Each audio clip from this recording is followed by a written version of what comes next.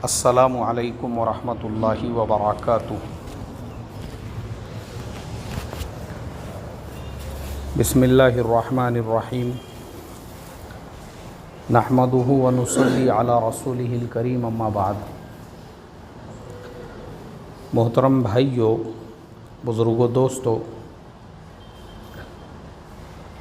सबसे बड़ी मुझे खुशी जिस बात की है वो ये है कि माशाअल्लाह आप तमाम लोग, अल्लाह ने आपको दावत की मुबारक मेहनत के लिए कबूल किया। तो मैं हमेशा एक बात ये बोलता हूँ कि जिस आदमी को भी अल्लाह ने दावत की मेहनत के लिए कबूल किया हुआ है, उसने इस नेमत के मिलने पे 2 रकात शुक्राना रोज़ाना पढ़ना चाहिए। शुक्राना नमाज जो है ना, 2 रकात, ये रोज़ाना सिर्फ़ और सिर्फ़ इसलिए पढ़ना चाहिए कि अय अल्लाह, तूने मुझे दावत की मुबारक मेहनत अता फ़रमाई। क्या अता फ़रमाई भाई? ये दावत की मेहनत ही है जो आप लोग यहाँ पे बैठे हुए हैं। मैं आपके सामने बैठ के बात कर रहा हूँ। हमारे सरों पे टोपियाँ हैं, चेहरों पे दाढ़ियाँ हैं, और हमारे पूरे इलाके में ये जो दीन का माहौल है, किसका तुफ़ैल है भाई? ये इसी मुबारक मेहनत का तुफ़ैल है। तो ये मेहनत के साथ अल्लाह ताला ने हमको जोड़ा। ये अल्लाह का करोड़ों दर्जे हमारे ऊपर करम है। किसके ऊपर करम है? हमारे ऊपर करम है। हम अगर कुर्बानी दे रहे हैं और हम अगर दावत का काम कर रहे हैं, हमने काम पर एहसान नहीं किया। हमने काम पर एहसान किया क्या भाई? हमने दावत के काम पर एहसान नहीं किया, बल्कि काम ने हमारे ऊपर ये एहसान किया और अल्लाह ने हमारे ऊपर ये करम किया कि इस मेहनत के लिए हमको क्या कर दिया? कबूल कर लिया। अभी देखो, मैं आपको एक मिसाल दे के बताता हूँ। ऐसे तो आपको हज़ारों लाखों मिसालें मिल जाएगी, लेकिन एक मिसाल के ज़रिए से आप समझो अल्लाह ने ज़िंदगियों को कैसे बदल दिया। मेरे पहचानत के अंदर एक साहब, वो आने वाले हर जमात की दावत करते थे। आने वाली हर जमात की दावत, और जमात की दावत करते थे तो वो भी एकदम बशाशत के साथ में जमात को खाना खिलाना, जमात के लिए यानी ऐसा इकराम करते थे जैसे दामाद ससुरे साहब के घर पे गया तो उसका कैसा एहतमाम होता है, और नहीं हुआ तो फिर दामाद नाराज़ हो जाता। बोले यार, ससुराल में पूछ रहे भी नहीं थे अपने को। ऐसे भी दामाद रहते बहुत सारे, और बेचारे कुछ ऐसे भी रहते, कितना भी पूछो तुम, उन्होंने कसम खाई हुई रहती अपने को तो ससुरे के घर में ऐब निकालने का छे बोले, तो वह हमेशा नाराज़ रहते। वो एक बात अलग हो गई। लेकिन मुझे ये मिसाल इसलिए याद आई, वो जो साथी थे हर आने वाली जमात का एकदम बशाशत से और दिल खोल के ख़र्चा करते थे। मेरे अच्छे दोस्त थे। तो मैंने एक दिन उनसे ये कहा, मैं बोला यार हमारे रफ़ीक भाई, तुम यार आने वाली हर जमात को इतना ख़र्चा करते, अगर तुम वही ख़र्चा जो है थोड़ा सा कम करे तो अपन उसको और दूसरे कामों में भी वो जो है पैसा इस्तेमाल कर सकते हैं। तो उन्होंने मेरे से कहा, बोले मौलाना आपको मेरी पुरानी लाइफ शायद नहीं मालूम है। मैं बोला नहीं मालूम है मुझे। बोले मैं वो इंसान हूँ जिसने सट्टे में, जुए में एक एक रात में 2-2 लाख रुपये हारे हुए हैं। बोले कितने हारे हुए हैं? 2-2 लाख रुपये एक एक रात में हारे हुए हैं। बोले मैंने बाप की मीरास में पूरी खेती बाड़ी सब मिली थी, 1 एकड़ बेच दिए, बाद में 2 एकड़ बेच दिए, फिर 1 एकड़ बेचे, होते होते होते पूरा खेत ख़त्म हो गया। बोले रहता घर रहा, हम तो वो भी बेचने के चक्कर में थे। लेकिन उसी वक्त के अंदर अल्लाह तबारक व तआला ने ये बेचारे जो तबलीग वाले हैं, अगर बोले उसकी आंखों में एकदम आंसू बहने लग गए उसकी आंखों से। उसने बोला मौलाना अगर ये मेहनत नहीं रहती ना, कहाँ पड़े हुए रहते थे कुछ मालूम नहीं था। बोले वो तो अल्लाह का करोड़ों दर्जे करम हो गया कि उसी वक्त में ये बेचारे हमारे दरवाज़ों पे आके हमारी खुशामद करके, हमारे दाढ़ी ठुड्डी में हाथ डाल के और हमारी मिन्नत करके और समाजत करके और हमको समझा के और हमको बुझा के इन्होंने 3 दिन लेके गए। तो थोड़ा बहुत समझ में आया। बोले कि नहीं यार, वाकई में भी इस ज़िंदगी का मकसद खाली ये नहीं है।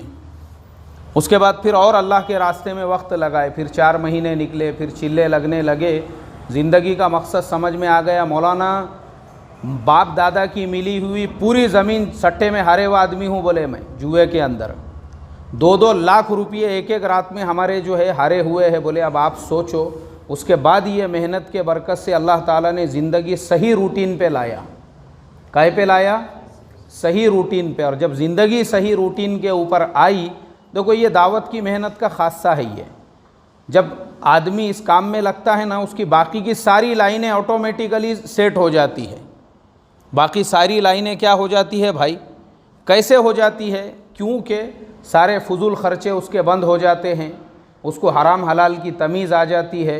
तो इंसान खुद सारे हराम से जब बच जाता है तो फिर उसके ज़िंदगी की तरतीब सही रूटीन पे आती है। बोले मौलाना उसके बाद जब ये लाइन में लगे और ये काम में लगे और ज़िंदगी समझ में आई, तो जब ज़िंदगी सही रूट पे आ गई तो अल्लाह ने दुनिया को भी सही रूट पे क्या कर दिया? हमारे डाल दिया। और जब दुनिया भी सही रूट पे आ गई तो माशाअल्लाह अल्लाह के फ़ज़ल व करम से दोबारा से कमाने लग गए और दोबारा से पैरों पे खड़े हो गए। और जितना नुकसान दावत से पहले बुरे कामों की वजह से ज़िंदगी पे पड़ा था और जितने घाटे हुए थे, सारे अल्लाह ने ये मेहनत की बरकत से रिकवर कर लिए। बोले मौलाना अब तुम ही मेरे को बोलो, एक एक रात में मैंने 2-2 लाख हारे हुए हैं, अगर एक जमात की दावत पे मैंने 2000 खर्चा कर दिए तो क्या बड़ा काम कर लिया मैंने? बताओ। बोले अब तुम मुझे बोलो, बोले तुम मुझे। तो वो साथी मुझे अपनी कारगुजारी इस तरीक़े से सुनाने लगे। तो असल मेरे बताने का मकसद यही है कि अल्लाह ने हमको ये मेहनत जो अता फ़रमाई है, इसके मिलने पर हमने अल्लाह तबारक व तआला का 2-2 रकात नमाज़ पढ़ के क्या करना चाहिए भाई? शुक्र अदा करना चाहिए। मामूली मेहनत नहीं है, याद रखो, मामूली मेहनत नहीं है ये। खाली ये मेहनत का मकसद सिर्फ इतना भी नहीं है कि हमको 6 नंबर के ऊपर इसके ज़रिए से तकरीर आ जाए, इसके ज़रिए से हम बड़े बन जाए, या इसके ज़रिए से ज़िम्मेदार बन जाए, या इसके ज़रिए से अकाबिर बन जाए और इसके ज़रिए से लोग हमको अपना बड़ा मानने लग जाए और लोग हमारे पीछे पीछे चलने वाले लग जाए, या हम जो है माशाअल्लाह हम जो है तकरीर वग़ैरह के अंदर भी एकदम एक्सपर्ट बन जाए। ये बहुत छोटा और महदूद जो है दायरा है ये तो ये काम के हिस्से भी नहीं है। असल जो ये काम है, अगर एक इंसान खुलूस के साथ, काहे के साथ में भाई? खुलूस खालिसतन अल्लाह तबारक व तआला को राज़ी करने के लिए ये मेहनत करे, खुलूस के साथ। हज़रत मौलाना उमर साहब पालनपुरी रहमतुल्लाह अलैह फरमाया करते थे, बोले कोई आदमी 4 महीने अल्लाह के रास्ते में, कितने महीने भाई? सिर्फ 4 ही महीने, 4 महीने अल्लाह के रास्ते में निज़ामुद्दीन की तरतीब पे लगाए। यानी जितना निज़ामुद्दीन वाले बोल रहे हैं बस उतना ही करने का। कितना करने का? जितना निज़ामुद्दीन से बात चलाई जा रही है, दावत का काम ऐसा करो, उतना ही करने का। अपनी तरफ से कोई कमी बेशी नहीं करने का, सिर्फ मान कर। क्या करके? मान कर अगर वो 4 महीने अल्लाह के रास्ते में लगाए, मैं इस बात की गारंटी देता हूँ अल्लाह उसको वली बनने से पहले मौत नहीं देगा। कौन फरमाया करते थे भाई ये बात? अरे भाई बोलो ना, कौन से मौलाना? मौलाना उमर साहब पालनपुरी रहमतुल्लाह अलैह। ये हमारे बड़ों में थे, हमारे अकाबिर में थे। ये जो बुज़ुर्ग लोग हैं, हमारे हाजी साहब और जो पुराने लोग जो लगे हुए होंगे, उन्होंने उनको देखे होंगे। अभी समझो आजकल के जो बच्चे हैं 20-22 साल जिनकी उम्रें है, शायद उन्होंने नहीं देखे होंगे, लेकिन पुराने लोगों ने हज़रत मौलाना उमर साहब पालनपुरी रहमतुल्लाह अलैह को देखे होंगे। हमारे बड़े थे, हमारे अकाबिर थे, हमारे बुज़ुर्ग थे, और पूरी ज़िंदगी उन्होंने निज़ामुद्दीन की 4 दीवारी में लगा दी है। वहीं उनका इंतकाल भी हुआ, उसी 4 दीवारी की मेहनत में। तो वो ये बात फरमाया करते थे, ये मेहनत खाली ये तकरीर सीखने की, 6 नंबर सीखने की, बयान करने की और अकाबिर बनने की मेहनत नहीं है, ये बड़ा बनने की, बुज़ुर्ग बनने की। बल्कि इस मेहनत का सबसे बड़ा खासा ये है कि तुम जितना बड़े फरमा रहे उस नहज और उस एतबार से करो, अल्लाह तुमको वली बनने से क्या नहीं देगा भाई? मौत नहीं देगा, मौत। इतने गारंटी के साथ बोलते थे। अच्छा, खाली बोलते नहीं थे। अब मैं आपको बताता हूँ, एक ऐसे ही खेड़े में, देहात में हम ऐसे आदमी से मिल चुके हैं। हमारी पैदल जमात चल रही थी एक इलाके के अंदर, और वो इलाके के अंदर जो है बेचारा गांव में जो लोग साथ देते हैं ना, तो खेड़ा एकदम ऐसा देहात के बस भी नहीं जाती थी बराबर से। और हमारी पैदल थी जमात, हम लोग वहाँ पहुँचे हुए तो एक साहब जो है वो फजर के बाद में हम लोगों के से बात किया करते थे। तो एक दिन उन्होंने बात बात में ये कहा, बोले याद रखो ये जो मेहनत है ना, ये मेहनत, इस मेहनत के अंदर जितना बड़े फरमा रहे हैं उस एतबार से तुम काम करो। एक वक्त आएगा अल्लाह तुमको दुनिया में, आज तक तो खाली लोगों ने किताबों में पढ़े कि फ़रिश्ते ऐसे होते हैं, फ़रिश्ते वैसे होते हैं, जन्नत के बाग ऐसे होते हैं और जन्नत के बाग वैसे होते हैं। तुम खाली ये काम करो काय के साथ में, खुलूस के साथ। अल्लाह दुनिया में फ़रिश्तों से तुम्हारे मुसाफे कराएंगा। कहाँ पे कराएंगा भाई? हाँ, और ये बातें असल में हमारे हज़रत जी मौलाना साद साहब मना फरमाते हैं कि करामतें वग़ैरह बिल्कुल हमारे बयानों में नहीं होना चाहिए बोल के। ये जो बातें हैं ना करामतों वग़ैरह की और ये सारी बातें, ये बिल्कुल नहीं होना चाहिए। ये इसीलिए, लेकिन अब मौजू निकला बोल के मैंने थोड़ा सा इशारतन आपको बता दिया, वरना अगर मैं आपको सुनाने के लिए बैठूँ ना तो इतने वाक़ियात है कि अभी क्या बताऊँ मैं आपको। लेकिन शर्त उसके लिए है कि हमारे दिल में क्या होना चाहिए? खुलूस होना चाहिए। हमारा अंदर का नफ्स क्यों नहीं बलता? हमको हमारे फ़रिश्तों से मुसाफे क्यों नहीं होते? अब किसी के जहन में बात आएंगी, यार मौलाना तुम बोल रहे फ़रिश्तों से मुसाफे होते हैं, साला मेरे तो 4 महीने लग गए हुए हैं, 50 चिल्ले लग गए हुए हैं, सारे रिकॉर्ड बना के मैंने छोड़ दिया और मेरे तो अभी तक नहीं हुआ मेरा मुसाफा ऐसा। और कैसे क्या फ़रिश्तों से मुसाफे होते हैं? सिर्फ 2 जुमलों में मैं आपको उसका हल बताऊंगा। कितने जुमलों में? 2 जुमलों में। सिर्फ और सिर्फ इसलिए नहीं होते हैं क्योंकि अगर हम दावत के काम के ताबे बनकर चलेंगे तो इंशाअल्लाह ज़रूर हमारे मुसाफे होंगे। काय के ताबे बनकर चलेंगे? हाँ, जो हमारे बड़े फरमाते हैं अगर उस तरतीब के ताबे बनकर अगर हम चलेंगे ज़रूर हमारे मुसाफे होंगे। और अगर हम काम को अपने ताबे बनाकर चलाएंगे तो फिर 4 महीने नहीं बल्कि 4 महीने और कितने भी रिकॉर्ड बनाने दो, हमारा जो है कभी भी क़यामत तक हमको वो लज्जत नहीं हासिल हो सकती है विलायत की और मारिफत की जो इस काम के ज़रिए से चाही जा रही है। फिर कहाँ से मुसाफे होंगे? क्योंकि भाई तुम जो काम कर रहे हो वो दावत का काम ही नहीं है, वो कोई और काम है जिसको तुमने कौन सा काम समझ लिए? कौन सा काम समझ लिए? अरे भाई बोलो ना, जिसको तुमने दावत का काम समझ लिए। क्योंकि जो काम तुम कर रहे हो तुम अपने ताबे बनाकर चल रहे हो उसको। किसके ताबे बनाकर? जबकि होना ये चाहिए था कि तुम अपने आप को किसके ताबे बनाकर चलते? दावत के काम पे। और कौन से काम पर? वो काम पर जो हमारे बड़े फरमा रहे हैं। और देखो ना मोहतरम दोस्तों, चलकर देखो आप, मैं आपको गारंटी के साथ में कहता हूँ अल्लाह दुनिया में विलायत अता फरमाएंगा। दुनिया में कहाँ पे अता फरमाएंगा? दुनिया में। देखो मैं आपको एक बात बताता हूँ, विलायत का जो क्राइटेरिया होता है विलायत का, कि अल्लाह किसको वली बनाएंगे और किसको विलायत देंगे, वो क्राइटेरिया के अंदर कोई भी अल्लाह ताला के नज़दीक ऐसे कोई वो नहीं बनाए हुए है उसके लिए कि अगर आलिम होगा तो ही उसको वली बनाएंगे या मुफ्ती होगा तो ही उसको वली बनाएंगे और उसके लिए जो है शेखुल हदीस होगा तो ही उसको वली बनाएंगे या उसका जुब्बा इतना लंबा होगा तो ही उसको वली बनाएंगे और उसका कुर्ता ऐसा होगा तो ही वली बनाएंगे और रुमाल ऐसा होगा तो ही अल्लाह उसको वली बनाएंगे। अल्लाह के नज़दीक विलायत का ऐसा कोई क्राइटेरिया नहीं है, बल्कि अल्लाह के नज़दीक विलायत के लिए सबसे बड़ा जो क्राइटेरिया और सबसे बड़ी जो चीज़ है वो ये कि हम अपने मिजाज के अंदर मानने वाला मिजाज लाए। कौन सा मिजाज लाए भाई? हाँ, जिसके अंदर भी मानने का जज्बा होगा, जो भी मानकर चलने वाला होगा, जो भी अपने आप को छोटा समझकर चलने वाला होगा और जो भी अपने आप को उसूलों के ताबे बनाकर चलेगा और काम को और मेहनत को अपने उसके ताबे बनाकर अपने आप को लेकर चलेगा, ज़रूर अल्लाह ताला उसको विलायत अता फरमाएंगे। ये इतना ऊंचा काम है जो अल्लाह ताला ने किसको अता फरमाया है भाई? हमको अता फरमाया है। मुझे आप बताओ ना, छोटा काम है क्या भाई? ये मामूली काम है?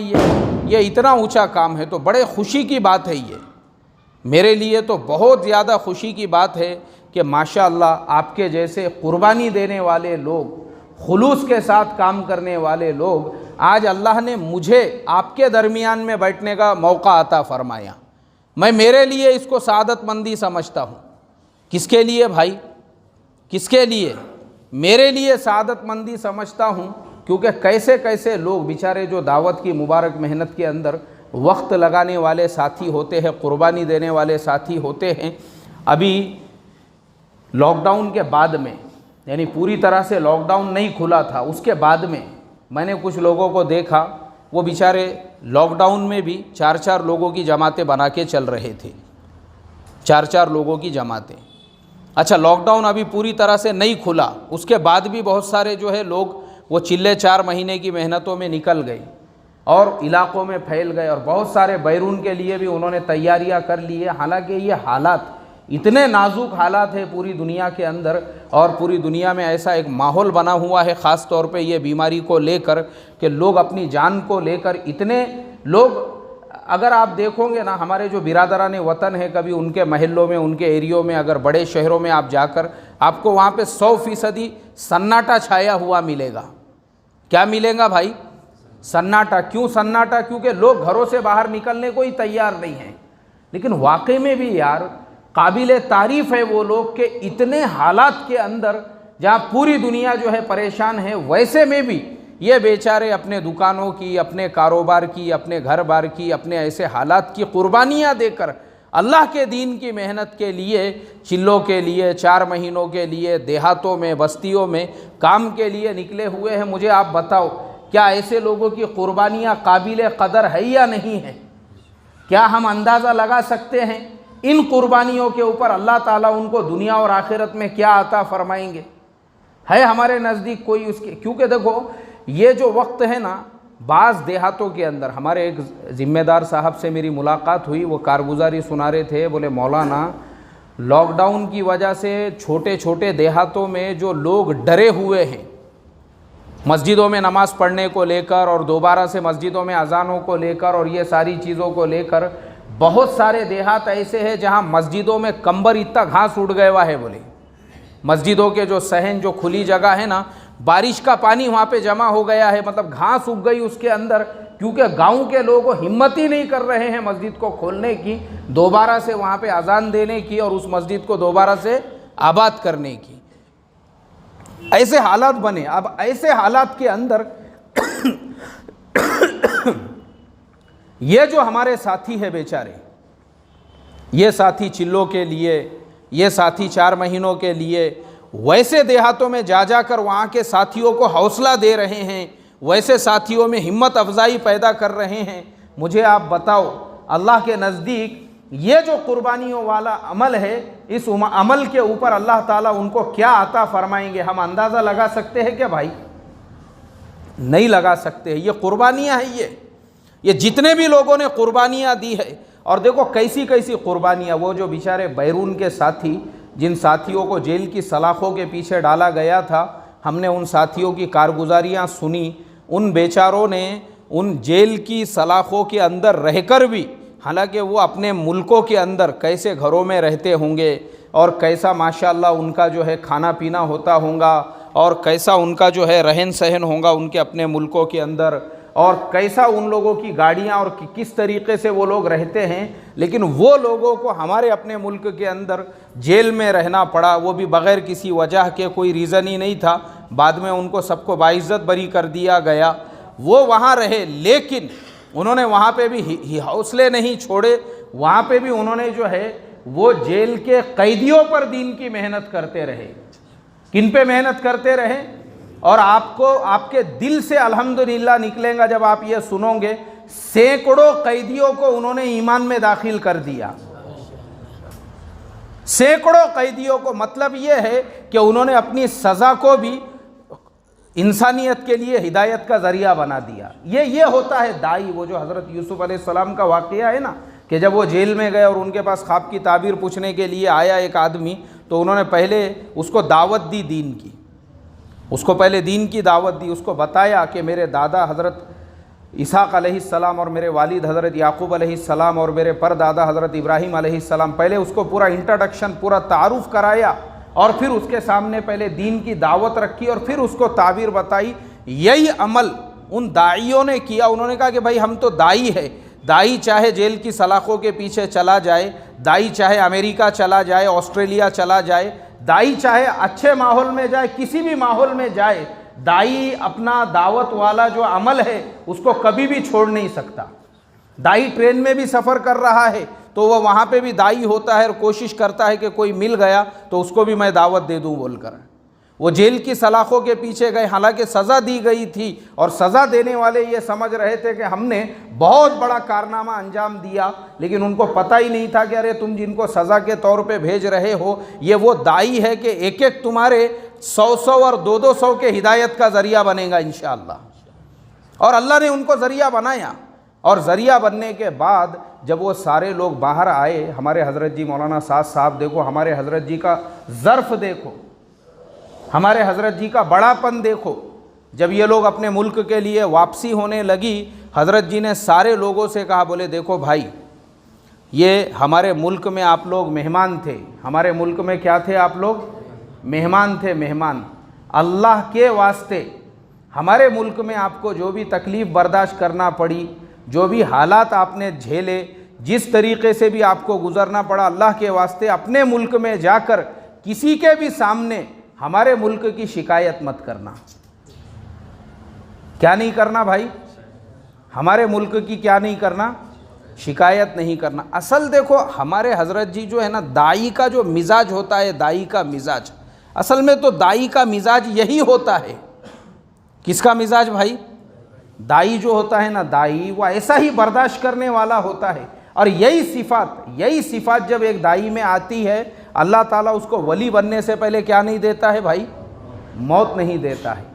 तो वो लोगों को भी हमारे हज़रत जी ने ये नसीहत की कि कहीं पे भी जाओ, कभी भी किसी के सामने अपनी ज़ुबान से एक हर्फ भी नहीं आना चाहिए, ना शिकायत का, ना इसका कि हम उस मुल्क के अंदर जाने के बाद आपने कैसे हालात बर्दाश्त, कैसे हालात से आपको गुज़रना पड़ा। तो ऐसे हालात के अंदर जो कुर्बानियाँ देने वाले हैं, मामूली कुर्बानियाँ नहीं है। फिर मेरा बताने का मकसद वही है। तो जितने भी लोग हैं आप में से माशाअल्लाह, वो बेचारे जिनको अल्लाह ताला ने मेहनत के लिए ये लॉकडाउन के ज़माने में कबूल किया, अब लॉकडाउन के बाद के ज़माने में कबूल किया, जो दावत का अमल है अल्हम्दुलिल्लाह वो कंटिन्यू है अपनी जगह पर और पूरी दुनिया में। क्योंकि ये मेहनत तो किसी एक तालुक़े की, एक ज़िले की, एक सूबे की, एक मुल्क की तो है नहीं, ये तो पूरी दुनिया में चलने वाली मेहनत है अल्हम्दुलिल्लाह। और पूरी दुनिया में लोग कुर्बानियाँ दे रहे हैं। पूरी दुनिया में लोग क्या दे रहे हैं भाई? कुर्बानियाँ। सैकड़ों लोग ऐसे हैं, सैकड़ों लोग जो अपने हाथों में पासपोर्ट लेकर बैठे हुए हैं कि इंशाअल्लाह जब भी हालात साजगार होंगे और जहाँ का और जो भी तकाज़ा आएगा, हम इस दावत की मुबारक मेहनत के लिए, वो तकाज़े को पूरा करने के लिए क्या है भाई? तैयार है। माशाअल्लाह, अल्लाह ऐसे तमाम लोगों की कुर्बानियों को बेइंतहा कबूल फरमाए। तो इसलिए मोहतरम दोस्तों, अब का जो ज़माना है और अब के जो हालात है, इन हालात में जो कुर्बानी दे रहे, इनके लिए दोहरा अजर है, दोहरा। मेरी बात हुई, हमारे एक दोस्त है बम्बई में रहते, वो बेचारे भी जो है ऐसे सारे हालात में वो निज़ामुद्दीन पहुँचे, वहाँ पे जहाँ पे जो है क़ियाम है, वहाँ पे जो है इसके लिए क्या कहते हैं उसको, खिदमत के लिए वहाँ पे पहुँचे। क्योंकि हमारे अमल तो चाहे हालात कैसे भी रहो, जो दावत का अमल, जो निज़ामुद्दीन का जो अमल था, वो अमल थोड़ी रुकने वाले हैं। तो वो अमल कंटिन्यू अपनी जगह पे चल रहे थे। खिदमत के लिए वो पहुँचे। आने के बाद मैंने उनसे कुछ कारगुजारी वगैरह पूछा वहाँ की, भाई वहाँ के कैसे हालात थे, क्या थे। तो उन्होंने बताया कि बहुत सारे लोग ऐसे हालात में भी, जबकि प्लेन के टिकट के लिए आज कई किस्म की, कई तरह की जो है पाबंदियाँ लगी हुई हैं, उन सारी पाबंदियों के बावजूद, क्योंकि आज पाबंदी बोले तो ऐसी पाबंदी है प्लेन के टिकट की कि अगर आपने टिकट ली है तो पहले आपने मेडिकल चेकअप कराने का, उसका सर्टिफिकेट साथ में लेने का, वो सर्टिफिकेट लेके एयरपोर्ट पे जाने का, उसका भी टाइम है इतने इतने घंटों के अंदर। फिर एयरपोर्ट पे इतने घंटे पहले जाने का, फिर वहाँ चेक कर रहे हैं। फिर दूसरे शहर में जाने के बाद, वहाँ पे भी जाने के बाद में जो है चेकअप हो रहा है, वो सारी रिपोर्टें देख रहे हैं। बहुत सारी समझो उन्होंने पाबंदियाँ लगाई, उसके बावजूद प्लेन के ज़रिए से सफ़र करके निज़ामुद्दीन जाना, वहाँ पे जो है खिदमत के लिए वक्त गुजारना। तो वो सारी कारगुजारी जब मैंने सुना, ये मुजाहिदों के बावजूद हमारे कुछ साथी माशाअल्लाह वो लगे हुए हैं, डटे हुए हैं और पूरी मेहनत के साथ में जो है अभी भी जो है चिल्लों की और 4 महीने की और हर तरह के तकाज़ों पे। तो मैंने हमारे वो साथी से कहा, मैंने कहा देखो ये जो कुर्बानियाँ हैं, अब की जो कुर्बानियाँ हैं, इन कुर्बानियों की मिसाल वैसी ही है जैसे अल्लाह के नबी सल्लल्लाहु अलैहि वसल्लम का जब विसाल हो गया था और उस विसाल के बाद में जो मुसैलिमा कज़्ज़ाब था, जो झूठा नबी था ना, मुसैलिमा कज़्ज़ाब, वो खड़ा हुआ और उसके अलावा और भी बहुत सारे झूठे नबी खड़े हुए और बहुत सारे लोग मुर्तद होने लगे और बहुत सौ ने ज़कात का इनकार कर दिया और वही लोग हज़रत अबू बकर सिद्दीक़ रज़ी अल्लाह ताला अन्हु के मुकाबले पे खड़े हो गए। अब हज़रत अबू बकर सिद्दीक़ रज़ी अल्लाह ताला अन्हु ने सारी चीज़ों को बाजू में रखकर पहली फ़ुर्सत के अंदर ये ज़रूरी समझा और ये मुनासिब समझा कि ये जितने भी फितने खड़े हुए हैं इनको मुँह तोड़ जवाब दिया जाए। उस वक्त के अंदर जो लोग हज़रत अबू बकर सिद्दीक़ रज़ी अल्लाह ताला अन्हु के साथ में खड़े हुए थे, ये पूरे के पूरे जो जितने भी फितने उभरे थे उन फितनों को दबाने के लिए अल्लाह ताला ने उनकी फ़िक्रों के ऊपर सारे फितनों को ख़त्म किया और हज़रत अबू बकर सिद्दीक़ रज़ी अल्लाह ताला अन्हु ने इस उम्मत के ऊपर सबसे बड़ा एहसान ये किया, सारे फितनों को कुचलने के बाद उनके बाद जो हज़रत उमर का ज़माना आया और बाकी के जितने भी खुलाफा थे उनके लिए एक पूरा का पूरा उन्होंने ज़मीन को हमवार कर दिया। क्या कर दिया भाई? क्योंकि उनके बाद जो लोग आए, हज़रत उमर फ़ारूक रज़ी अल्लाह ताला अन्हु हो या हज़रत उस्मान गनी, इन लोगों के यानी ये जब लोग आए तो उस वक्त के अंदर उन लोगों के ज़माने में ये फितने वग़ैरह जो है जो हज़रत अबू बकर के ज़माने में जो सब कुचल दिए गए। अब डायरेक्ट फुतूहात का ज़माना शुरू हो गया और नए नए मुल्क फ़तेह होने लगे। ईरान फ़तेह हो गया, दिमश्क और मुल्क शाम फ़तेह हो गए, मिस्र फ़तेह हो गया और पूरी यानी तकरीबन पौन दुनिया के ऊपर हज़रत उमर फ़ारूक रज़ी अल्लाह ताला अन्हु के लिए अल्लाह ने फुतूहात के जो लिए ज़मीन को साजगार कर दिया। लेकिन वो जो ज़मीन साजगार हुई और फिर हज़रत उस्मान गनी रज़ी अल्लाह ताला अन्हु के ज़माने में मुसलमान यूरोप तक चला गया। कहाँ तक चला गया? यूरोप के अंदर, यूरोप के मुल्कों में भी जो है वहाँ पे भी दीन पर इस्लाम की दावत वहाँ तक पहुँच गई और इधर चाइना तक अल्हम्दुलिल्लाह जो है मुसलमान पहुँच गए, क्योंकि हज़रत उस्मान गनी रज़ी अल्लाह ताला अन्हु के ज़माने का लिखा हुआ कुरान अभी भी है चाइना के अंदर, जो उसी ज़माने में उन्होंने हदिये के तौर पे वहाँ के बादशाह को भेजे थे और उसके साथ में जो है इस्लाम की दावत भी उन तक पहुँचाई थी हज़रत साद इब्ने अबी वक्कास रज़ी अल्लाह ताला अन्हु के ज़रिए से। शायद आप लोगों को मालूम नहीं होगा या हो सकता कुछ लोगों को ये बात मालूम भी हो कि हज़रत साद इब्ने अबी वक्कास रज़ी अल्लाह ताला अन्हु का की जो कब्र है वो चाइना में है। कहाँ पर है भाई? चाइना में है। ग्वांगजू एक शहर का नाम है, वहाँ पे बहुत बड़ा शहर है वो।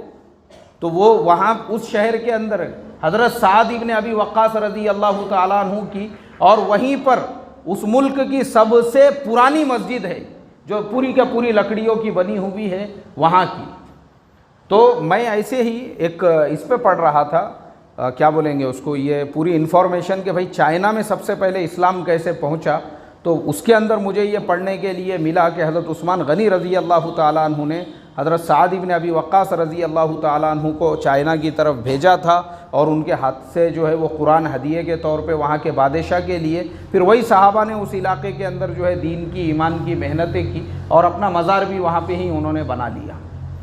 अब ये पूरा तफसील से मैंने आपको ये बताने के लिए सुनाया हूँ कि जैसे हज़रत अबू बकर सिद्दीक़ रज़ी अल्लाह ताला अन्हु ने वो फितनों को कुचला था अल्लाह के नबी के विसाल के फ़ौरन बाद, और जिन लोगों ने उनका साथ दिया था सेम टू सेम ये कोरोना के ज़माने में और उसके बाद जबकि लोग डर रहे हैं अल्लाह के रास्ते में निकलने के लिए, जो लोग मजबूती के साथ और इस्तेकामत के साथ में खड़े हुए इस मेहनत के लिए और जो चिल्ले 4 महीनों में चल रहे हैं और जो निज़ामुद्दीन में जाके कुर्बानियाँ दे रहे हैं और जो बैरून के लिए तैयार है और जो 4-4 महीने अभी निकल चुके हैं, उनकी मिसाल भी सेम उन्हीं लोगों की तरह से है, उन्हीं लोगों की तरह से है। क्योंकि अब आने वाला जो ज़माना है इंशाअल्लाह दुनिया देखेंगी कि निज़ामुद्दीन की 4 दीवारियाँ वो सिर्फ़ मुसलमानों के लिए नहीं बल्कि हमारे जो बिरादरान वतन हैं वो भी ऐसे पूरे के पूरे जोक दर जोक ऐसी जमातें के जमाती उनके वहाँ पे पहुँचेंगी और वो बोलेंगे भाई हमको ईमान में दाखिल करो। काय में दाखिल करो भाई? ईमान में। ये देखो आप, ये बात मेरी याद रखना, मैं हमेशा बोलता हूँ ये बात, और ये मैं इसलिए बोलता हूँ क्योंकि जो दावत के मुबारक मेहनत को घर घर तक जो जिस तरीके से हमारे मीडिया ने पहुँचाया, तो हमारे खुद मुल्क के जो हमारे बिरादरान वतन हैं उन लोगों को भी दावत के काम का तारुफ नहीं था। उनको भी किसका तारुफ नहीं था? उनको भी नहीं मालूम था। मेरे साथ में कुछ हमारे जो है हमारे भाई काम करते हैं बिरादरान वतन, एक दिन उन्होंने मेरे से पूछा, अरे बोले सैयद भाऊ हे तबलीगी जमात काय अस्तित्व? बोले तबलीगी जमात ते दाखवतात मीडिया चॅनलवरती. अरे मैं बोला मी सुद्धा तबलीगी जमातचाच एक कारकुन आहेत. अरे काय म्हणतात बोले तुम्ही, आणि काय असतात बोले हे? फिर मैंने उनको समझाया. मैं बोला अरे भाई गाँव खेड़े में तुमने देखे होंगे ना, बहुत सारे लोग ऐसे थैले लेके और बैग लेके और वो जो है पैजामा एकदम ऊपर चढ़ाए. अरे बोले ते लोग असतात का? आमचे गावात आहेत बोले बरेच लोग ते करतात. हर एक दरवाजे पे जा के लोगों को समझाते, बोलते उनकुछ तबलीगी जमात बोलते क्या? मैं बोला हाँ. अरे वो तो बहुत अच्छे लोग रहते बोले. मैं बोला हाँ वोच रहते, अब क्या करेंगे उनको, वही लोगों को. बोले यार मालूम ही नहीं है अपने को भी, बचपन से अपन यहाँ रहते. मरकज़ वहाँ है क्या? बोले उनका मरकज़ बोले तो क्या रहता? मैं बोला मरकज़ बोले तो एक सेंटर को बोलते, जैसा अपना जो एक वो रहता ना. मैं बोला उसको समझाया मैंने, उसको मरकज़ बोलते. मैं बोला मरकज़ बोले तो अरबी लफ्ज़ है वो, उसके मायने ये होते हैं. अच्छा बोले ऐसा है, वो दिल्ली में है क्या? मैं बोला हाँ दिल्ली में. फिर मैंने उसको पूरी तारीख़ बताया. मैं बोला भाई ये जमात कोई आज जुम्मा 8 दिन से नहीं है, बल्कि जो लोग आज तबलीग की बात कर रहे हैं उनके बाप भी पैदा नहीं हुए थे, उनको दे दो छोड़ के. जो आज इस दावत के काम पे उंगली उठा रहे ना, उनको दे दो छोड़ के. उनके वालिद भी जब पैदा नहीं हुए थे. ये मेहनत उस ज़माने से है. हज़रत मौलाना इलियास साहब रहमतुल्लाह अलैह ने उस वक्त में इस काम की बुनियाद डाले थे. लेकिन अब ये बच्चे हैं, इनको मालूम नहीं है. तो फिर उनको समझ में आया, अरे बोले यार अपने को मालूम ही नहीं है, हम वही सोच रहे, कभी सुने नहीं थे ये क्या है. तो आज क्या हो गया, घर बैठे बैठे पूरी दुनिया के अंदर तबलीग का क्या हो गया भाई, तारुफ हो गया. जैसा मैंने बताया ना, बैरून के साथियों को जेल की सलाखों के पीछे डाल के इन्होंने ये समझे कि हमने अपना काम करे. अरे तुमने तुम्हारा नहीं हमारा काम करे. किसका काम करे? हमारा काम करे. और वहाँ जो बेचारे थे वो पहले तंग आ गए हुए थे ज़िंदगी से. वहाँ पे 5-5 साल 10-10 साल पढ़ के उन्होंने बोले साला यहाँ रह के भी क्या करने का, अच्छा है ना इनके जैसा कम से कम दुनिया में जाने से पहले मुसलमान हो गए वह परवड़ता. बोले सही लोग बोल रहे. बोले ये पूरे जेलों को ईमान में दाखिल करा के आ गए वो बाहर. ऐसे ही ये जो मीडिया वाले गलत सलत बोलने वाले थे, इनको लगा कि हमने इनको बदनाम करे. अरे बाबा तुमने हमको बदनाम नहीं करे, तुमने हमारा फुकड़ में तारुफ करा दिए. क्या करा दिए तुमने? तारुफ कराया. अब वो तारुफ का फ़ायदा क्या हो गया? उसका फ़ायदा ये हो गया कि अब इनके दिलों के अंदर जो है ना एक बेचैनी है कि हमको भी निज़ाम व मरकज़ देखने के लिए जाना है, हमको भी जाना है. अरे भाई भारत छोटा सा मुल्क नहीं है, 140 करोड़ की आबादी वाला मुल्क है. कितने करोड़ की भाई? 140 करोड़ में से अगर मान लो रोज़ 140 भी वहाँ पे गए देखने के लिए, तो उनको अलग से जमा करके बात करने वाला चाहिए या नहीं चाहिए वहाँ पे? और ये होने वाला है. अब जैसे मरकज़ के मशवरे के अंदर ये उमूर तय होते हैं ना, बैरून में कौन बात करेगा, अंग्रेज़ी वालों में कौन बात करेगा और अरबी वालों में कौन बात करेगा. आप देखना एक वक्त आएगा कि ये भी उमूर तय करना पड़ेगा भाई हमारे बिरादरान वतन में कौन बात करेगा, क्योंकि उनके लिए हल्का लगाना पड़ेगा वहाँ पे. ये वक्त आने वाला है, याद रखो. क्योंकि जो हालात हज़रत अबू बकर सिद्दीक़ रज़ी अल्लाह तआला, वो मुजाहिदे वाले हालात थे. कैसे हालात थे भाई? मुजाहिदे वाले हालात थे वो जो हज़रत अबू बकर के ज़माने में जो हालात आए. लेकिन उन्होंने क्या किया कि उनके जो लोग उस वक्त में अच्छे लोग वो हज़रत अबू बकर के अगेंस्ट में खड़े हो गए, लेकिन जो उनके साथ में थे और उन लोगों ने पूरी मेहनत की, और मेहनत करने के बाद वो सारे फितने जब ख़त्म हुए, उसके बाद फुतूहात का ज़माना आया. ये होने वाला है. तो ऐसा ही ये ज़माना है कि पूरे कोरोना की वजह से दुनिया भर में लोग परेशान हैं. उसके बावजूद माशाअल्लाह ये बेचारे साथी जो कुर्बानियाँ देने वाले हैं, और ये साथी अपने कारोबार छोड़कर, अपने घर की खुशियाँ छोड़कर, अपने बीवी बच्चों को छोड़कर, अपनी जान ख़तरे में डालकर गली कूचों में, बस्तियों में, गाँवों में, देहातों में जो मेहनतों में लगे हुए हैं, मैं समझता हूँ इनका एहसान है इस उम्मत के ऊपर. और वाकई में भी अल्लाह ताला इनके एहसान को रायगा और बेकार नहीं जाने देगा. हम देखेंगे इनके इन्हीं मेहनतों की वजह से अल्लाह पूरे मुल्क में जो हिदायत की हवाएं चलाएगा, मोहतरम दोस्तों, सोच भी नहीं सकते हम. ये हिदायत के हवाओं की खुशबुएं हैं. ये जितने भी हालात, हमको एक तरफ ये नज़र आ रहा है कि मुसलमान के लिए हालात तंग किए जा रहे हैं. अरे भाई तंग नहीं किए जा रहे हैं, ये बशारत वाले हालात है. एक वक्त आएगा पूरे मुल्क में जब हिदायत की हवाएं चलेंगी तो दुनिया बस देखते रह जाएगी. और ऐसा हुआ है तारीख़ के अंदर, ऐसे वाक़यात हैं हमारे सामने। तो इसके लिए मेरे मोहतरम दोस्तों, वक्त काफ़ी हो चुका है, बस मैं यही कहना चाहूँगा कि ये जो कुर्बानी वाला काम है, इसके ऊपर हमने रोज़ाना क्या करने का, 2 रकात शुक्राना, 2 रकात शुक्राना।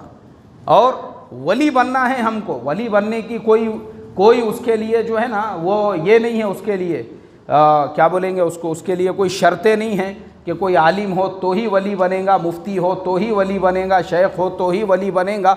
एक आम मुसलमान भी वली बन सकता है। और वली बनने के लिए अपने आप को काम के ताबे बनाकर हमको चलाना है। किसको किसके ताबे बनाकर?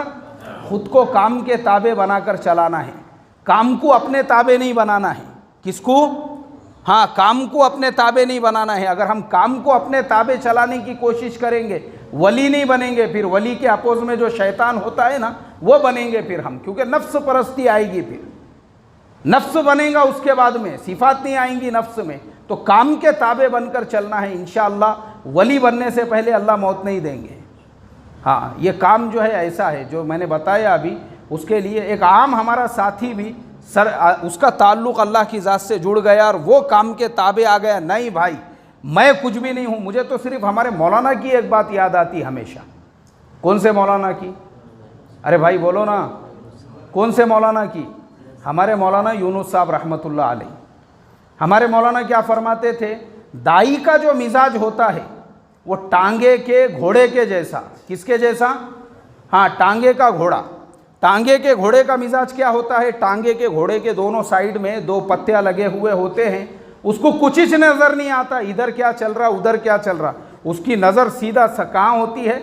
सामने होती है। बोले भाई हमारा मिजाज भी ऐसा होना चाहिए। बस हमारे बड़ों ने हमको जितना बोले, किसने कितना बोले, हम अपने बड़ों के ताबे, हम मशवरे के ताबे, हम निज़ामुद्दीन के ताबे। हमारे निज़ामुद्दीन के बड़े जो बोलेंगे वो हमारे बड़े हैं। इंशाअल्लाह हम उनके ताबे बनाकर अपनी ज़िंदगी गुजारेंगे, दावत के अमल को करेंगे। इंशाअल्लाह एक वक्त आएगा, अल्लाह विलायत का नूर दिल में पैदा करेगा। बोलो इंशाअल्लाह। अल्लाह मुझे, आपको, हम तमाम को भी काम के ताबे होकर काम करने की तौफीक अता फ़रमाएं। अब भाई देखो, आपके मकामी एतबार से जो तकाज़े हैं, शायद 10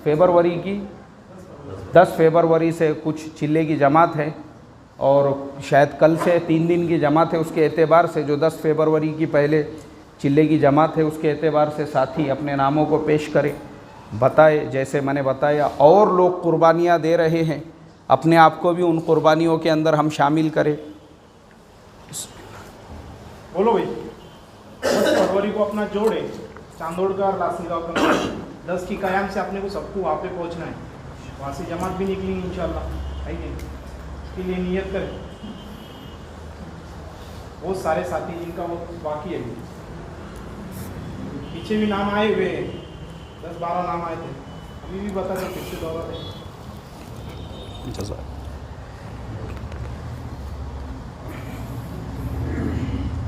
बोलो भाई।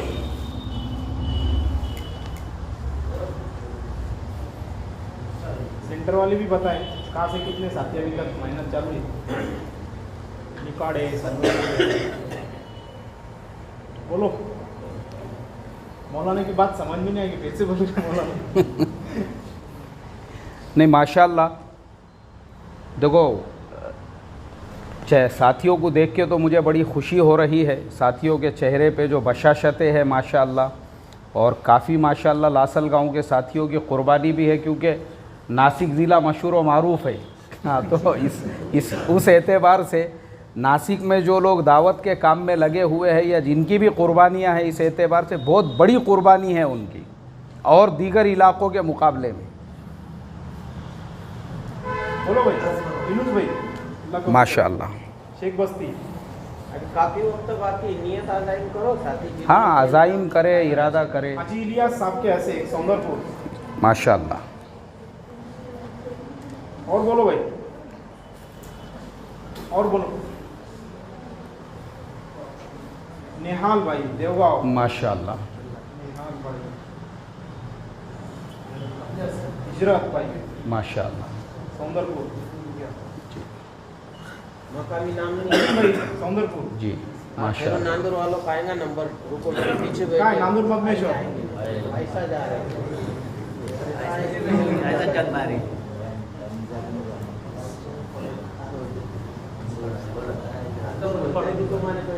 क्या निफाड वाले क्या बोल रहे हैं? पूरी जमात देंगे ऐसा? कुछ मेहनत तो चालू हुई ना। विंचुर वाले भी बोल सकते हैं, ऐसा कुछ नहीं है। सोनेवाड़ी माशाल्लाह। भाई, साजिद भाई, माशाल्लाह लासलगांव, माशाल्लाह समझू भाई सोनेवाड़ी, माशाल्लाह माशाल्लाह साजिद लासलगांव। माशाल्लाह माशाल्लाह। बच्चों में भी अच्छा मिजाज दिख रहा दावत का, बच्चे भी बहुत अच्छी बड़ी तादाद में आए। मकतब में पढ़ते ना बच्चों सब? हाँ, मकतब में भी पढ़ने का पाबंदी से, समझ में आया ना? एक दिन भी छोड़ना नहीं मकतब। और बोलो भाई, 8-9 नाम हो गए, बोलो भाई। नजीर बाबा निफाड़, माशाल्लाह माशाल्लाह माशाल्लाह। एक जमात के आदाइन करे थे सेंटर वालों ने। अपने सूबे के जिम्मेदार लोग आने वाले 10 फरवरी को, उनका सफ़र शुरू होगा। अपने 2 गांव मिला के, जैसे लॉकडाउन है अभी, उसकी वजह से 2 गांव मिला के किए, है कि नहीं? 2-3 घंटे का प्रोग्राम है। 10 की कयाम से 11 की सवेरे में 10 बजे तक हो जाएगा। तो वहाँ से ये जमात अपने सेंटर में काम करेगी, बाहर कहीं जाना नहीं है। अपने जितने 10-12 सेंटर है, इसी में चलना है अपने को। थोड़ी फिक्र कर लेंगे इंशाल्लाह। हर बस्ती वाले 1-1, 2-2 साथी देंगे तो अपने 13 देहात 26 साथी तैयार हो जाएंगे। 3-4 जमातें बनाना पड़ेगी, ज़्यादा नहीं भी दिए तो, है कि नहीं? करेंगे ना इंशाल्लाह। कल से 3 दिन की जमातें, मंगल बुध जुमेरात, मैं भी तैयार है इंशाल्लाह उसमें। मुजफ्फर भाई बोलो और साथ खड़े रह के लिखा भाई। शौकत भाई, शौकत भाई, अल्लाह कबूल करे, बोलो भाई। आमीन मती, अल्लाह कबूल करे, माशाअल्लाह। बोलो भाई। खड़े रह के लिखा था समीर, माशाल्लाह रेहान, माशाल्लाह रेहान। और बोलो भाई, आरिफ, हाजी गफ्फार, मौलाना, माशाल्लाह आरिफ भाई, मौलाना। और बोलो भाई, हर साथी जा सकते भाई, 3 दिन का कोई मसला नहीं। खड़े रहे ना। सोहेल भाई, माशाल्लाह माशाल्लाह, बहुत अच्छा। और बोलो भाई, हाफिज साहब कौन से? सलमान, हाफिज सलमान, अल्लाह कबूल करे। माशाल्लाह माशाल्लाह दिल्ली माशाल्लाह वाले, माशाल्लाह। निफाड़ वालों के नाम नहीं आ रहे क्या बात? हाँ ना, कल से जमा दे। निफाड़ वाले क्या बोल रहे हैं? हाजी साहब, 3 दिन साथ में चलो। क्या? हाँ, 8-9-10 ना, भेजेंगे ना? 8-9-10 से जमात रहेगी निफाड़ की इंशाल्लाह। 8-9-10 8-9-10 ना कौन कौन? अभी बोलो, कल से अलग अलग रहेंगी कि निफाड़ वो दोनों मिला के? दोनों मिला के पर कल से बोलो, कल से। क्या शकील भाई क्या बोल रहे हैं? कोरोना ड्राइवर है ना, कब तक अभी? और देखो 12 नाम हो गए माशाल्लाह। कल सवेरे 9 बजे माशाल्लाह। अपना 1 वक्त का तोशा लेके यहाँ पे पहुँचने का मस्जिद में। और सेंटर वाले जो साथी है, जो 3 दिन में आने वाले, वो मशवरे में तय हो जाएगा। उसके बाद में आपको बता देंगे कहाँ पे जमा आएंगे, तो फौरन वहाँ पे पहुँच जाए, जहाँ पे भी तय होगा मशवरे से इंशाल्लाह। जी चलेगा ना? हाँ, रियाज भाई भी नहीं, इनको भी लेंगे। माशाल्लाह। और दूसरा तकाजा जैसे अपने चांदोड़ का है, हर सेंटर में इसकी दावत चलाए भाई। अपने जितने भी काम करने वाले साथी है, चिल्ले 4 महीने लगे हुए, इनको तो सबको वहाँ पे लेके जाना है। वहाँ पे बात होंगी, उनके सामने बात आएंगी तो काम करने वाले बनेंगे। तो अपने पूरे सेंटर में 700 साथी ऐसे जिनका वक्त लगा हुआ है पूरे सेंटर में, तो सबको वहाँ पे पहुँचना है कि नहीं? अपने बड़े आएंगे, वो बात करेंगे, बातें सामने आएंगी तो समझ में आएंगी। और हफ्ते वाली इज्तिमा को भी थोड़ा फिक्र से साथी जो है हर जगह से 2-2, 4-4 कयाम से आए, है कि नहीं? रात में सोएंगे, उठेंगे, मांगेंगे तो कुछ ना कुछ। तो इसके लिए साथी इसकी भी फिक्र करें इंशाल्लाह। इंशाल्लाह ज़रूर जी। और देखो भाई, असल जो काम है अपना मकामी काम भी है। साथी जो है मकामी एतबार से भी फ़िक्र ओढ़े कि अपने मकाम के ऊपर जो 5 काम की तरतीब है हमारा जो रोज़ाना का मशवरा है, हत्तल इम्कान कोशिश करे उसमें बैठने की और पूरे एहतमाम के साथ में। क्योंकि देखो मशवरा ऐसा होता है ना कि मशवरे के अंदर अल्लाह ताला की खुसूसी रहमतों का नुज़ूल और मरकत मशवरे के ऊपर जो है अल्लाह ताला का एक बहुत बड़ा हाथ होता है। तो मशवरा बहुत अहम, बहुत बड़ी चीज़ है ये। तो मशवरे के हम कहीं पर भी रहे कोशिश ये करें कि भाई मशवरे में मैं अपने पहुंचूं, ताकि जो क्या कारगुजारी है, साथियों ने क्या किए, फिर अपने को आगे क्या करना है, ये सारी उमूर अगर सामने रहेंगे तो उस एतबार से थोड़ा सा फ़िक्र पैदा होंगी। और फिर ऐसे ही हमारा जो तालीम का मसला है, मस्जिद में तो देखो अल्हम्दुलिल्लाह हम लोग तालीम में बैठते ही है, लेकिन आज मेरी जो बात हुई हमारी माँ बहनों के दरमियान में, तो मैंने ख़ास तौर पे वहाँ पे इस बात पे ज़ोर दिया और तकरीबन आधी बात इसी पे किया कि घर के सारे ख़राबियों का जो हल है वो घर की तालीम है। क्या है भाई? सारे बिगाड़ का हल, सारे बिगाड़ का हल। और वहाँ पे मेरी यही बात हुई कि देखो माँ बहनों के दरमियान में जिस घर में भी तालीम होंगी, इंशाअल्लाह उस घर की बेटी जहाँ पे भी जाएगी वो पूरे घर को जन्नत का नमूना बनाएंगी। तालीम का ये असर है। तो माशाअल्लाह जो माँ बहनें वहाँ पे थी उन्होंने बहुत फ़िक्र ली है तालीम के एतबार से। अब ज़िम्मेदारी किसकी है? हमारी ज़िम्मेदारी है। अब मर्दों की क्या ज़िम्मेदारी है जो यहाँ पे मौजूद है? जब घर की मस्तूरात के जहन बन गए हैं तालीम के लिए, तो अब हम थोड़ा सा फ़िक्र करें कि हमारे घर में रोज़ाना हम तालीम का एक टाइम तय करें और वक्त तय करने के बाद में हम जो है अपने घर में किसी भी हाल में रोज़ाना तालीम करें। तो माशाअल्लाह जब हमको हमारे घर की माँ बहनों और मस्तूरात की तरफ से पूरा सपोर्ट है, तो हम भी अपने घर में ये तालीम वाले अमल को जब दोनों मिल के ज़िंदा करेंगे तो इंशाअल्लाह अल्लाह ताला बहुत सारे फितनों के दरवाज़ों को तालीम की बरकत से दबा देगा और घर का माहौल बदलेगा इंशाअल्लाह करेंगे। और जो हमारा मुलाकातों वग़ैरह का जो अमल होता है आपके मशवरे के ज़रिए से, ऐसे ही फिर गश्त वाला जो अमल है उसके अंदर भी हम कुर्बानी देकर पहुँचे। और माशाअल्लाह 3 दिन की तरतीब तो आपकी अच्छी लगी मुझे कि तकरीबन एक आवाज़ में ही बहुत सारे नौजवान और बच्चे खड़े हो गए। लेकिन हमारे भी लगना चाहिए हर हाल में, 3 दिन हम भी लगाने की फ़िक्र करें, कोशिश करें। मेरे लिए भी आप लोग दुआ करो। देखो असल में मैं तश्कील की ज़्यादा बात इसलिए नहीं करता क्योंकि मेरे मशगूली की वजह से मेरा ख़ुद का भी वक्त जो है पाबंदी से नहीं लगता। असल मसला ऐसा है। अब वो क्या है, मैं आपको बोलूँगा 3-3 दिन लगाओ और मेरे 3 दिन लगा के कई महीने गुजर जा रहे तो मेरी बात का आप पे कोई असर नहीं होगा। तो मेरे लिए दुआ करो। आप क्या करेंगे? क्या करेंगे? पहले तो ये दुआ करो अल्लाह ताला मुझे मुस्तकिल पहले जो है 4 महीने लगाने वाला बनाए और उसके बाद में फिर पाबंदी से 3-3 दिन भी अल्लाह के रास्ते में निकलने वाला बनाए। वैसे मेरा वक्त पहले मुस्तकिल लगता था, लेकिन अभी थोड़ा सा मसरूफियात और मशगूलियात की वजह से क्या है गैप पड़ गया हुआ है मेरे भी वक्त के दरमियान में। तो मेरे लिए, हालांकि मैं हमारे मस्जिद का, जिस मस्जिद का मैं इमाम हूँ, माशाअल्लाह हमारे वहाँ पे इतना बेहतरीन हम दावत का जो माहौल बना हुआ है। अभी मेरे मस्जिद की जमात पिछले हफ्ते ही अल्हम्दुलिल्लाह बैरून के लिए रवाना हो गई। अल्हम्दुलिल्लाह मेहनत के लिए जो है बहुत फ़िक्रमंद है हमारे साथी। लेकिन कैसा है, वक्त अपना भी लगना चाहिए मुस्तकिल। तो मेरे लिए भी दुआ करो अल्लाह ताला मुझे भी जो है लंबे वक्त के लिए कबूल फ़रमाए, देर और दूर जैसे मौलाना फरमाते थे। और अल्लाह ताला जो है आप तमाम लोगों को भी बेइंतहा कबूल फ़रमाएँ और अल्लाह तबारक व ताला हम तमाम को आखिरी सांस तक इस मेहनत के साथ में जुड़ा रखें।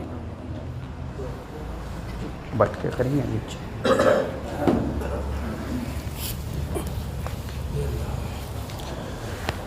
बिस्मिल्लाहिर्रहमानिर्रहीम। अल्लाहुम्मा सल्ली अला सय्यिदना व हबीबना व शफ़ीअना व मौलाना मुहम्मदिन व बारिक वसल्लिम।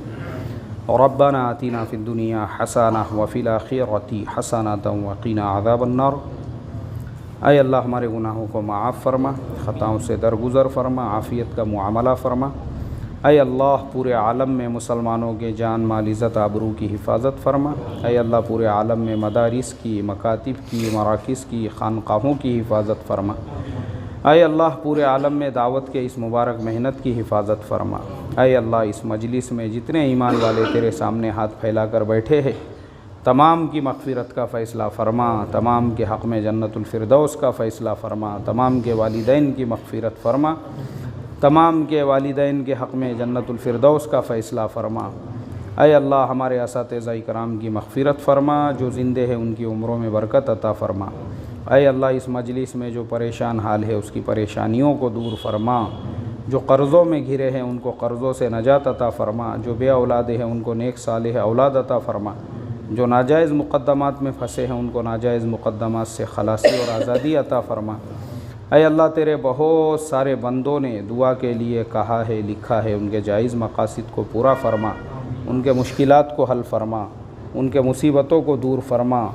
और ऐ अल्लाह हमारी दुआओं को अपने फ़ज़ल व करम से नबी पाक सल्लल्लाहु अलैहि वसल्लम की बरकतों से कबूल फरमा।